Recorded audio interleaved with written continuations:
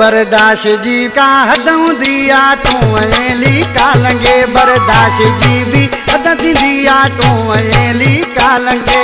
गड घुमाय मिल कराए तू भला जावे अगे बर्दाश्त जी का हदूं दी तू अली कालंगे बर्दाश्त जी का हदूं दिया तू अली कालंगे गड घुमाय मिल करायम तू भला जावे अगे बर्दाश्त जी का हदूं दिया तू अली कालंगे बर्दाश्त जी भी हदूं दिया तू अली कालंगे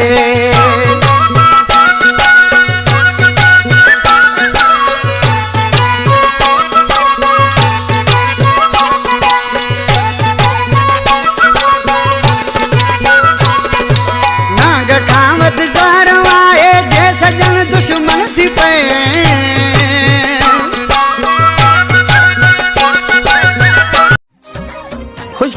खुशखबरी डिजिटल ऑडियो रिकॉर्डिंग स्टूडियो जीअं त असां वटि शादी मंगणी सालगिरह सुन्नत ऐं ॿियनि खुशियुनि जे मौके ते पंहिंजे माइटनि ऐं अज़ीज़नि जे नाले सां सेरा लाॾा ठहरायो सिंध जे बहितरीन फनकारनि जी आवाज़ में उन सां गॾोगॾु असां वटि बहितरीन शाइरी सां कलामनि जी बहितरीन रिकॉर्डिंग भी कई वेंदी आहे वधीक राब्ते लाइ गुलज़ार अहमद मोबाइल नंबर 0335251785 नाग खावत ज़ारवाए जे सजन दुश्मन थी पे तो कदी पेर छॾायन तू सजन वादो लगे तो कदी पेर छॾायन तो सजन वादो लगे गड घुमायम ले बियारम तू भला छावे अगे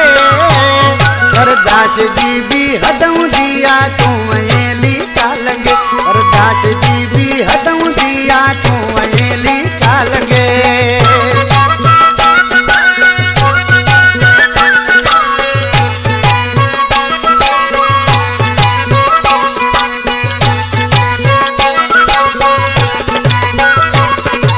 यार हुए जिगरी मुझो तू तने मशहूर थे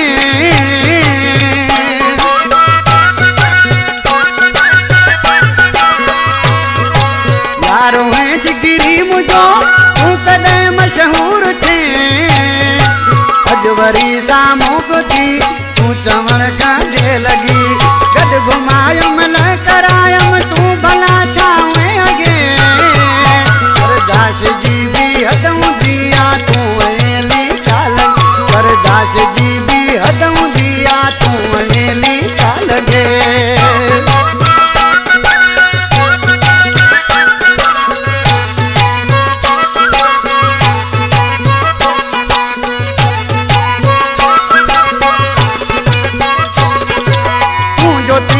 सा पुराणो हो पलांडो कोरयल